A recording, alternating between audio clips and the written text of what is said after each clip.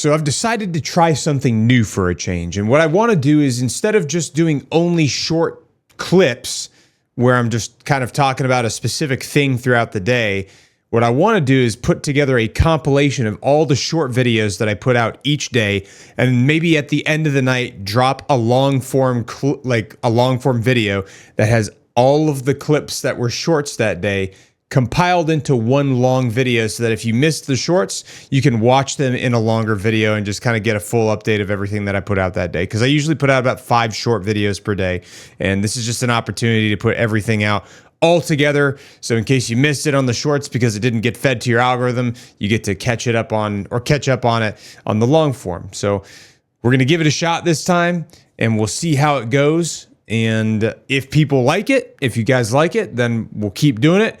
And maybe we'll find a better way to figure it out. And if not, then we'll try something else. But I wanted to at least give it a shot. So let's give this a go. So here is June 17th postings in review. So on June 17th, the Israeli ambassador said some pretty wild stuff while being interviewed by Merit TV. We've pulled off a number of surprises. When the dust settles, you're going to see some surprises on Thursday night and Friday that will make the beeper operation almost seem simple.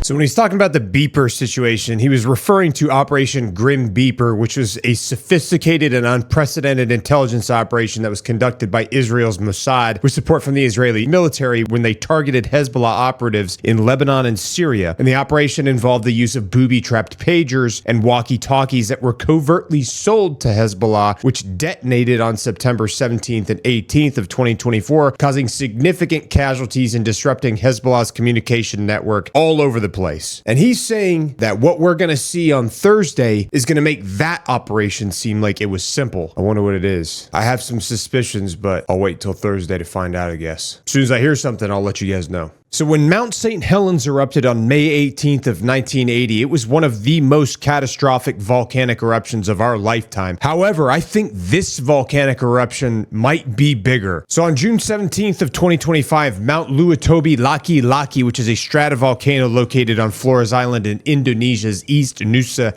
Tenggara province, had a massive violent eruption, producing a massive ash column that ejected over 10,000 meters up in the air, meaning 32,800 feet high, creating a 6-mile-high ash cloud. This prompted a red alert for aviation due to the hazard posed by volcanic ash to aircraft engines and visibility, with authorities advising pilots to avoid flying below 6,000 meters near the volcano. The eruption has led to emergency evacuations of hundreds of residents from nearby areas, and there were some concerns about potential tsunami risks, though no tsunami was confirmed. Now, this particular volcano, which is part of a twin volcanic system with the less active Luatobi Perempuan, has been highly active since late 2023. It's located in the Lesser Sunda Islands along the Pacific Ring of Fire and is one of Indonesia's 120 active volcanoes. Previous eruptions this year include multiple events in March and May sent ash clouds as high as 8,000 to 16,200 meters and disrupted flights to Bali and prompted authorities to raise the alert level to the highest tier. A November 2024 eruption killed 9 people, injured dozens, and forced evacuations of thousands, highlighting the volcano's deadly potential. So this video has been circulating around of just one singular ballistic missile launching off into space by itself from Iran, which made me wonder, why are they only firing one missile? Well, I think that there's been some significant degradation of the capabilities of Iranian missile systems because the Israeli airstrikes have been continuous for the past few days. According to the Israeli ambassador to the United States, Israel has demolished between a third and half of Iran's surface-to-surface missile systems, which would translate to approximately 33% to 50%, which is pretty significant. Now, the Institute for the Study of War released a report on June 14th about this exact same thing as well. And the report said that Israel destroyed or damaged a significant number of Iranian missile launchers in silos, forcing Iran to use fewer munitions than planned. The report noted that Iran launched only about 200 ballistic missiles in 6 attack waves, compared to an intended 1,000 due to Israeli strikes on missile infrastructure. Now, while the Institute for the Study of War does not provide any type of precise percentages, it does align with the claim that a substantial portion of Iran's missile capabilities have been degraded.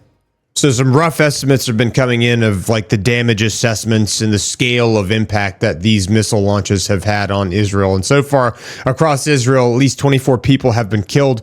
Nearly 600 people have been injured. And there's been over 90 injuries reported in a single night. And this is from June 13th to June 16th. Now, the Israeli military has been intercepting most of the hundreds of missiles and drones that have been launched by Iran, but some warheads carrying large payloads penetrated defenses, causing significant structural damage. Now, there's no comprehensive estimate of the total number of buildings destroyed or damaged just yet, because obviously this is still ongoing and it's just happening live over the past few days. But reports indicate that there's been widespread impact across major population centers, specifically in central and northern Israel, like residential buildings, schools, hospitals, and commercial areas. So if this is true, this may be the most elaborate, sophisticated, preemptive military strike in recent history. According to the open source intelligence page called Open Source Intel, go figure, on X, they said that Israel had a preemptive military operation against Iran that appears to have been severely crippling for Tehran's missile command infrastructure. They said, quote, according to sources familiar with the operation, Mossad initiated a targeted disinformation effort days before the strike, using falsified communications through Iranian channels that they triggered what appeared to be an emergency meeting. The ruse successfully drew the entire senior leadership of Iran's Islamic Revolutionary Guard Corps Aerospace Force, including Commander General Amir Ali Hajizadeh, his deputies, key technical personnel, into a fortified bunker outside Tehran. Moments before the strike began, that bunker was hit in a precision airstrike, eliminating Iran's top missile command. Israeli officials say the goal was clear: prevent the launch of what was believed to be over 1,000 ballistic missiles aimed at Israeli territory. There was absolutely no one alive to give the command to strike back. Immediately afterward, Israel launched a sweeping campaign across Tehran and other strategic areas, hitting missile sites, infrastructure, and air defenses. The operation had been years in preparation. Mossad sleeper cells embedded in Iran since as early as 2007